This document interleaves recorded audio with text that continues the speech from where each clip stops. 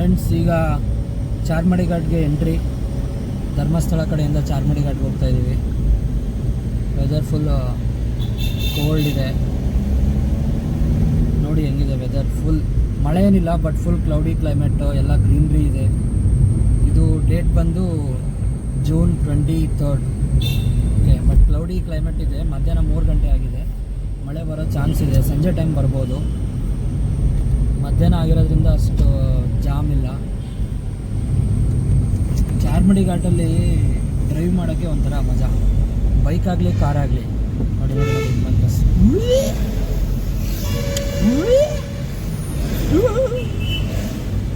ಯಪ್ಪ, ನೋಡಿದ್ರ ಹೆಂಗೆ ಬಂದರು. ಇದು ಕತೆ. KSRTC ಅವ್ರು ಬಂದರೆ ಮುಗೀತು ನಾವು.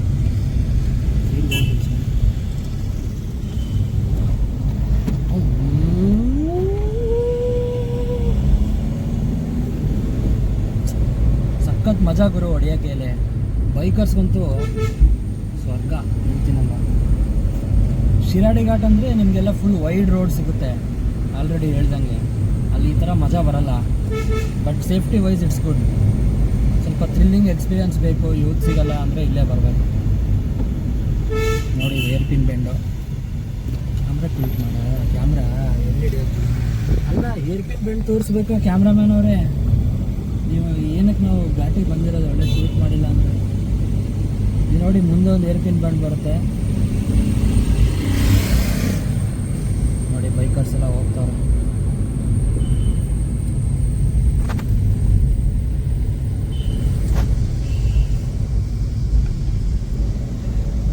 ಇಲ್ಲೊಂದು air pin bend ಅಷ್ಟಿಲ್ಲ.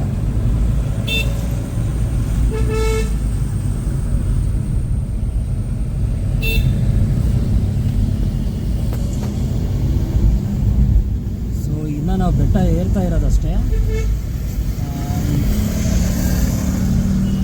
So dated June 23rd. ಮಳೆ ಕಡಿಮೆ ಇರೋದ್ರಿಂದ ಅಷ್ಟೇನು ಫಾಲ್ಸ್ ಥರ ಎಲ್ಲ ಏನು ಕಾಣಿಸ್ತಾ ಇಲ್ಲ. ಅಂದರೆ ಈ ಘಾಟ್ ಸೈಡೇ ಫಾಲ್ಸ್ ಇರುತ್ತಲ್ವ, ಮಳೆ ಜಾಸ್ತಿ ಆದಾಗ ಬಂದಾಗ ಆ ಥರದ ಫಾಲ್ಸ್ ಎಲ್ಲ ಏನಿಲ್ಲ. ಜಸ್ಟ್ ನಾರ್ಮಲ್ ಗ್ರೀನ್ರಿ ಚೆನ್ನಾಗಿದೆ. ಲೈಟ್ ಬರ್ಬೋದು.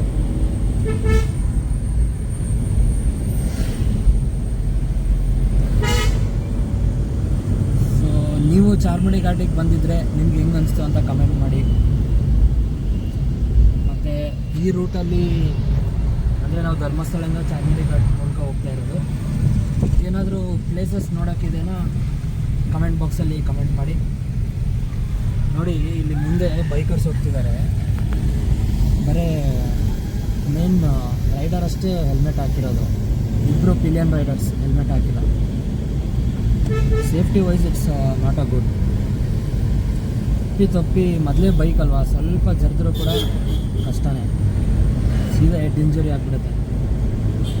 ಇಲ್ಲಿ ದಬಾಕೊಂಡು ಬಿದ್ಕೊಂಡ್ರೆ ಯಾವ ಹಾಸ್ಪಿಟ್ಲ್ ಇಲ್ಲ ಗುರು ಇಲ್ಲಿ ಹೋಗಿ ತೋರಿಸ್ಕೊಳ್ಳೋಕ್ಕೆ. ಹಾಸ್ಪಿಟ್ಲಿಗೆ ಕರ್ಕೊಂಡು ಹೋಗೋಷ್ಟರಲ್ಲಿ ಜೀವನೇ ಹೋಗೋದು. ಏನಕ್ಕೆ ಬೇಕು ಹೇಳಿ. ಮಜಾ ಜೊತೆ ಸೇಫ್ಟಿನೂ ಕನ್ಸಿಡರ್ ಮಾಡಬೇಕಾಗುತ್ತೆ. Safety first always. Helmet is mandatory for bikers. ಮತ್ತು ಇನ್ನೊಂದು, ನನ್ನ ಗಾಡಿ ಬಂದು ಡೀಸೆಲ್ ಮ್ಯಾನ್ಯುಯಲ್ಲು. ಓಕೆ, ಸೊ ಫುಲ್ಲೆಲ್ಲ ಚೆನ್ನಾಗಿದೆ. ಕ್ಯಾಮ್ರಾಮನ್ ನಮ್ಮನ್ನು ತೋರಿಸಿ ವ್ಯೂನ ತೋರಿಸಿ ಸಾಕು. ಮುಂದೆ ನೋಡ್ಕೊಂಡು ವೈಡ್ ಆ್ಯಂಗಲಲ್ಲಿ ರೆಕಾರ್ಡ್ ಮಾಡಿ. ಮತ್ತು ಸೊ ನನ್ನ ಕಾರ್ ಬಂದು ಡೀಸೆಲ್ ಮ್ಯಾನ್ಯುಯಲ್ಲು. ಸಖತ್ತಾಗಿ ಫುಲ್ ಇದೆ.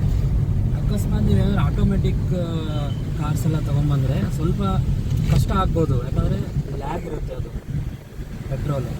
ಅಥವಾ ಪೆಟ್ರೋಲ್ ಟರ್ಬೋ ಇಂಜಿನ್ಸ್ ಎಲ್ಲ turbo manual, petrol turbo manual ಒಳ್ಳೆ ಫುಲ್ ಇರುತ್ತೆ. ಬಟ್ ಮೈಲೇಜ್ ಅಂತೂ ಗೊತ್ತಲ್ಲ ಏನು. ಮ್ಯಾಕ್ಸಿಮಮ್ ನೀವು 4-10ವರೆಗೆ ಕೊಡ್ಬೋದು ಅಷ್ಟೇ. ಬಟ್ ಡೀಸೆಲ್ ಮ್ಯಾನ್ಯುಯಲ್ ಏನಕ್ಕೆ ಬೆಸ್ಟ್ ಅಂತ ಹೇಳ್ತೀನಿ ನೋಡಿ. ನಾನು ಆವಾಗಿಂದ ಸೆಕೆಂಡ್ ಗೇರೆಲ್ಲ ಥರ್ಡ್ ಗೇರೆಲ್ಲ ಏರ್ ಪಿನ್ ಬೆಂಡ್ ಏರಿಸ್ತಾ ಇದ್ದೀನಿ. ಏನೂ ಕಷ್ಟ ಇಲ್ಲ, ಆರಾಮಾಗಿ ಕೂಲ್ ಆಗ್ತಿದೆ ಗಾಡಿ. ಜಸ್ಟ್ ಸ್ಟೇರಿಂಗ್ ಅಷ್ಟೇ ನಾನು ಆಪ್ರೇಟ್ ಮಾಡ್ತಿರೋದು ನೋಡಿ. ಥರ್ಡ್ ಗೇರಲ್ಲಿ ಆಟೋಮೆಟಿಕ್ಕಾಗಿ ಆರಾಮಾಗಿ ಹೋಗ್ತಾಯಿದೆ. ಅದೇ ನಿಮಗೆ ಇದು ಆಟೋಮೆಟಿಕ್ ಕಾರ್ ಅಂದರೆ ಇಟ್ ಟೇಕ್ಸ್ ಟೈಮ್. ಅಷ್ಟು ಫುಲ್ ಬರಲ್ಲಲ್ವ. ಸೊ ಫುಲ್ ಬರದೇ ಇರೋ ಕಾರಣ ಕಷ್ಟ ಆಟೋಮೆಟಿಕ್ ಹೊಡೆಯೋದು. Manual best. ಘಾಟ್ ಸೆಕ್ಷನ್.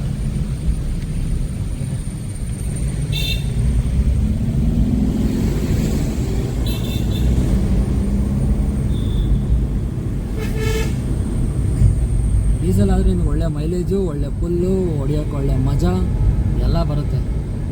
ಕಿತ್ತು ಹೊಡಿಯೋದು ಗೊತ್ತಿರ್ಬೇಕಷ್ಟೆ.